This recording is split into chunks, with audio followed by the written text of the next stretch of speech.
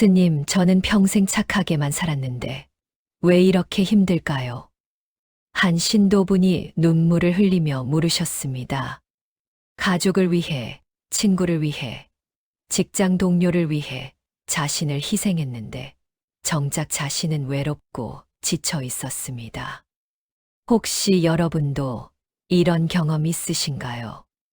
누군가를 위해 최선을 다했는데 오히려 당연하게 여겨지거나 더 많은 것을 요구받거나 심지어 배은망덕한 소리를 들은 적 말입니다.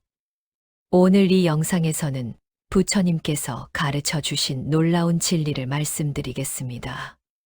사람에게 너무 잘해주면 복이 떠나는 이유입니다. 이것은 착하게 살지 말라는 이야기가 아닙니다. 오히려 진정으로 지혜롭게 복되게 사는 법에 대한 이야기입니다. 이 영상을 끝까지 보시면 여러분의 인생이 왜 힘들었는지, 그리고 앞으로 어떻게 살아야 진정한 복을 지킬 수 있는지 명확히 알게 되실 겁니다. 특히 중반부에 나오는 복의 그릇에 관한 부처님의 가르침은 여러분의 삶을 완전히 바꿔놓을 것입니다. 그럼 시작하겠습니다. 자비와 어리석음의 경계. 부처님께서는 자비를 강조하셨습니다. 하지만 자비와 어리석은 친절은 전혀 다른 것입니다. 경전에는 이런 말씀이 있습니다. 지혜 없는 자비는 중생을 더 깊은 고통으로 이끈다. 무슨 뜻일까요? 옛날 어느 마을에 매우 착한 농부가 살고 있었습니다. 이 농부는 누가 도움을 청하면 절대 거절하지 못했습니다. 이웃이 쌀을 빌려달라고 하면 자신의 식량이 부족해도 주었고, 누군가 돈을 빌려달라고 하면 언제 갚을지 묻지도 않고 내어주었습니다. 처음에는 모두가 그를 칭찬했습니다.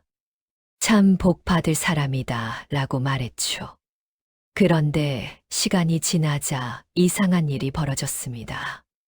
사람들은 그의 친절을 당연하게 여기기 시작했습니다. 빌려간 것을 갚지 않았고 더 많은 것을 요구했습니다. 결국 그 농부는 자신의 가족조차 먹여 살리기 어려운 처지가 되었습니다. 그가 더 이상 도와줄 수 없게 되자 사람들은 그를 비난하기까지 했습니다. 부처님께서는 이것을 무분별한 보시라고 경계하셨습니다. 진정한 자비는 상대방이 스스로 일어설 수 있도록 돕는 것입니다. 물고기를 주는 것이 아니라 물고기 잡는 법을 가르치는 것이죠. 상대방의 게으름이나 의존성을 키워주는 것은 자비가 아니라 해악입니다. 화엄경에는 모든 보살은 방편을 갖추어야 한다고 나옵니다. 방편이란 지혜로운 방법을 의미합니다. 때로는 거절하는 것이, 단호하게 말하는 것이 진정한 자비일 수 있습니다. 아이가 불에 손을 뻗을 때 안 돼 라고 강하게 말하는 것처럼 말입니다. 인연의 법칙과 평등성. 부처님께서는 인연의 법칙을 말씀하셨습니다. 모든 것은 원인과 결과가 있다는 것이죠. 그런데 우리가 한 사람에게만 지나치게 집착해서 잘해주면 어떻게 될까요? 그것은 인연의 평등성을 깨뜨리는 일입니다. 법구경에 이런 구절이 있습니다. 집착하는 자에게는 두려움이 따르고 집착하지 않는 자에게는 두려움이 없다다. 특정한 사람에게만 너무 잘해주는 것은 일종의 집착입니다. 그 사람이 나를 좋아해 주기를, 나를 인정해 주기를, 나에게 보답해 주기를 은연중에 바라는 마음이 숨어 있습니다. 실제로 우리 주변을 보면 이런 경우가 많습니다. 한 사람에게만 온 정성을 쏟다가 정작 나를 진심으로 아껴주는 사람들을 놓치는 경우 말입니다. 친구 한 명에게만 매달리다가 다른 좋은 인연들을 만들 기회를 잃어버리는 것처럼요. 부처님께서는 평등심을 강조하셨습니다. 모든 중생을 평등하게 대하라는 것입니다. 이것이 무슨 뜻일까요? 아무에게나 똑같이 대하라는 뜻이 아닙니다. 각자의 상황과 필요에 맞게 적절하게 대하되 특정인에게 과도하게 치우치지 말라는 뜻입니다. 한 스님의 이야기가 있습니다. 절에 오는 신도들 중 한 분이 유독 많은 시주를 하셨습니다. 다른 스님들은 그분을 특별히 대접하자고 했지만 그 스님은 평등하게 대하셨습니다. 어느 날 그 신도분이 물었습니다. 스님, 제가 이렇게 많이 시주하는데 왜 저를 특별히 대하지 않으십니까? 스님께서 대답하셨습니다. 보살님, 제가 당신을 특별히 대한다면 그것은 당신의 공덕을 빼앗는 일입니다. 진정한 보시는 아무것도 바라지 않는 것이니까요. 우리가 누군가에게 너무 잘해주면 그 사람은 우리를 당연하게 여기게 됩니다. 그리고 우리는 그 사람에게서 인정과 보답을 받지 못할 때 상처받고 화를 냅니다. 이것이 바로 집착이 만들어내는 고통입니다. 자기 존중과 복의 그릇. 부처님의 가르침 중에 자등명 법등명이라는 말씀이 있습니다. 자신을 등불로 삼고 진리를 등불로 삼으라는 뜻입니다. 자기 자신을 먼저 돌보고 존중해야 한다는 의미입니다. 많은 분들이 착한 사람이 되려고 자신을 희생합니다. 자신의 건강을 해치면서까지 자신의 시간과 에너지를 다 쏟아부으면서까지 남을 돕습니다. 겉으로는 아름다워 보입니다. 하지만 부처님의 눈으로 보면 이것은 어리석은 일입니다. 왜일까요? 자신이 먼저 건강하고 행복해야 남도 도울 수 있기 때문입니다. 자신의 그릇이 비어 있는데 어떻게 남에게 줄 수 있겠습니까? 이것을 자기 연민과 혼동해서는 안 됩니다. 자기 존중은 건강한 것이고 자기 연민은 병적인 것입니다. 옛 이야기에 이런 것이 있습니다. 한 수행자가 길을 가다가 새끼를 잃어버린 어미새를 만났습니다. 어미새는 슬피 울고 있었죠. 수행자는 며칠 밤낮을 새끼를 찾아 헤맸지만 찾지 못했습니다. 결국 그는 지쳐서 쓰러지고 말았습니다. 그때 한 노스님이 지나가다가 말씀하셨습니다. 자네는 어미새를 돕고자 했지만 결국 자신만 망가뜨렸네. 자신을 돌보지 않는 자비는 오래가지 못하네. 부처님께서는 중도를 말씀하셨습니다. 지나친 것도 모자란 것도 좋지 않다는 것입니다. 자신을 너무 사랑하는 것도 문제지만 자신을 전혀 돌보지 않는 것도 문제입니다. 균형이 필요합니다. 자신을 존중하지 않으면 복의 그릇이 깨집니다. 아무리 좋은 복이 들어와도 담을 그릇이 없으면 소용없습니다. 자신을 함부로 대하는 사람은 다른 사람도 자신을 함부로 대하게 만듭니다. 이것이 우주의 법칙입니다. 업의 법칙과 책임의 귀속. 불교에서 가장 중요한 개념 중 하나가 업, 즉 카르마입니다. 자신이 지은 업은 자신이 받는다는 것이죠. 그런데 우리가 남의 업까지 대신 짊어지려고 하면 어떻게 될까요? 많은 착한 사람들이 이런 실수를 합니다. 다른 사람의 문제를 자신의 문제로 만들어 버립니다. 친구가 돈 문제로 어려워하면 자신이 빚을 내서라도 도와주고, 가족이 실수를 하면 자신이 대신 책임을 지고, 누군가 게으름을 피우면 자신이 대신 일을 해줍니다. 부처님께서는 이것을 경계하셨습니다. 각자의 업은 각자가 짊어져야 합니다. 물론 어려운 사람을 도와야 합니다. 하지만 그 사람이 스스로 자신의 업을 해결할 기회를 빼앗아서는 안 됩니다. 한 부자가 절에 찾아와 스님께 물었습니다. 스님, 저는 평생 가난한 사람들을 도왔습니다. 그런데 왜 제 재산은 점점 줄어들고 제가 도운 사람들은 여전히 가난합니까? 스님께서 대답하셨습니다.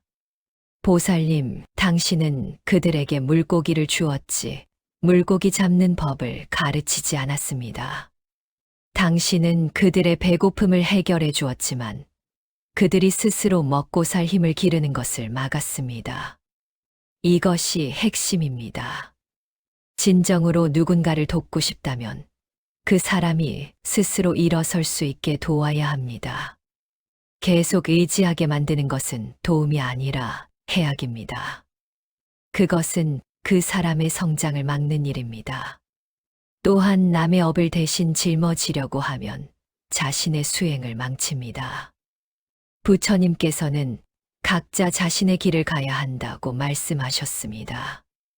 물론 함께 가는 동반자가 될 수는 있습니다. 하지만 대신 걸어줄 수는 없습니다. 경계와 지혜의 중요성. 부처님께서는 계율을 만드셨습니다. 계율은 단순한 규칙이 아닙니다. 자신과 타인을 보호하는 지혜로운 경계선입니다. 우리도 인간관계에서 건강한 경계가 필요합니다. 경계가 없으면 어떻게 될까요? 상대방은 계속 더 많은 것을 요구하게 됩니다. 인간의 욕망은 끝이 없기 때문입니다. 처음에는 작은 도움을 요청하다가 점점 큰 것을 요구하게 됩니다. 그리고 우리가 거절하면 오히려 배은망덕하다고 비난합니다. 유식학에서는 아래야식이라는 개념을 말합니다. 우리의 모든 경험이 깊은 의식 속의 씨앗으로 저장된다는 것입니다. 누군가에게 계속 무조건적으로 잘해주면 그 사람의 의식 속에 이 사람은 내가 뭘 해도 받아줄 것이다 라는 씨앗이 심어집니다. 그리고 그 씨앗은 자라나서 무례함과 당연시하는 태도로 나타납니다. 반대로 우리가 건강한 경계를 세우면 어떻게 될까요? 상대방은 우리를 더욱 존중하게 됩니다. 이 사람은 함부로 대할 수 있는 사람이 아니구나라고 인식하게 됩니다. 이것이 진정한 존중입니다. 어느 선사님의 일화가 있습니다. 한 제자가 스승님께 매일 온갖 질문을 쏟아냈습니다. 사소한 것부터 중요한 것까지 아침부터 저녁까지 질문을 했죠. 처음에 스승님은 모든 질문에 답해 주셨습니다. 하지만 점점 제자는 더 게을러졌고 스스로 생각하지 않게 되었습니다. 어느 날 스승님께서 말씀하셨습니다. 이제부터는 하루에 3가지 질문만 받겠다. 제자는 처음엔 서운했지만 이내 깨달았습니다. 정말 중요한 질문이 무엇인지 스스로 생각하게 되었고 스스로 답을 찾으려 노력하게 되었습니다. 건강한 경계는 상대방의 성장을 돕습니다. 그리고 자신의 에너지를 보존합니다. 에너지가 보존되어야 진정으로 필요한 곳에 도움을 줄 수 있습니다. 진정한 복이란 무엇인가? 그렇다면 진정한 복이란 무엇일까요? 많은 사람들이 복을 물질적인 것으로만 생각합니다. 돈, 명예, 건강 같은 것들 말입니다. 물론 이것들도 복입니다. 하지만 부처님께서 말씀하신 진정한 복은 그보다 깊은 것입니다. 법구경에서 부처님께서는 이렇게 말씀하셨습니다. 건강이 가장 큰 이익이요. 만족이 가장 큰 재산이며 신뢰가 가장 친한 친구요. 열반이 가장 큰 행복이다. 진정한 복은 마음의 평화와 지혜에서 옵니다. 우리가 남에게 너무 잘해주다가 복이 떠나는 것처럼 느껴지는 이유는 무엇일까요? 실제로 복이 떠나는 것이 아닙니다. 우리가 복을 잘못된 곳에서 찾고 있기 때문입니다. 다른 사람의 인정과 칭찬에서 복을 찾으려 하기 때문입니다. 진정한 복은 내 안에 있습니다. 지혜롭게 행동했을 때 느끼는 마음의 평안, 올바른 선택을 했을 때 느끼는 당당함, 균형 잡힌 삶을 살 때 느끼는 충만함, 이것이 진정한 복입니다. 부처님께서는 자신이 자신의 주인이라고 하셨습니다. 남이 나를 어떻게 대하든, 남이 내 친절에 어떻게 반응하든, 그것은 그들의 업입니다. 중요한 것은 내가 지혜롭게, 자비롭게, 하지만 어리석지 않게 행동하는 것입니다. 한 거사님의 이야기가 있습니다. 평생 많은 사람을 도왔지만 말년에 외롭게 지내셨습니다. 도운 사람들 중 아무도 찾아오지 않았기 때문입니다. 어느 날 젊은 스님이 물었습니다. 거사님 후회되지 않으십니까? 거사님은 웃으며 대답하셨습니다. 전혀. 나는 남을 돕기 위해서가 아니라 내 마음의 평화를 위해 그렇게 했네. 그들이 찾아오든 안 오든 내 마음은 여전히 평화롭네. 이것이 진정한 복입니다. 외부 상황에 흔들리지 않는 내면의 평화 말입니다. 그렇다면 우리는 어떻게 살아야 할까요? 부처님의 가르침을 일상에 어떻게 적용할 수 있을까요? 첫째, 자비와 지혜를 함께 실천하십시오. 남을 도울 때 이것이 정말 이 사람에게 도움이 될까를 먼저 생각하십시오. 당장의 편안함을 주는 것과 장기적인 성장을 돕는 것은 다릅니다. 둘째, 건강한 경계를 세우십시오. 노라고 말할 수 있는 용기를 가지십시오. 거절이 때로는 가장 큰 자비입니다. 상대방이 스스로 해결할 기회를 주는 것이니까요. 셋째, 자신을 먼저 돌보십시오. 자신의 그릇이 가득 차 있어야 남에게도 줄 수 있습니다. 자기 희생이 미덕인 것처럼 보이지만 지속 가능하지 않은 희생은 결국 모두를 불행하게 만듭니다. 넷째, 평등심을 가지십시오. 특정인에게만 과도하게 집착하지 마십시오. 모든 인연을 소중히 여기되 균형을 유지하십시오. 다섯째, 진정한 복이 어디에 있는지 기억하십시오. 복은 외부에서 오는 것이 아니라 내 안의 평화와 지혜에서 옵니다. 남의 인정이 아니라 내 양심의 인정이 중요합니다. 부처님께서는 이렇게 말씀하셨습니다. 자신을 섬으로 삼고 자신을 의지처로 삼아라. 다른 것을 의지처로 삼지 말라. 우리 자신이 가장 확실한 의지처입니다. 여러분, 착하게 사는 것은 좋은 일입니다.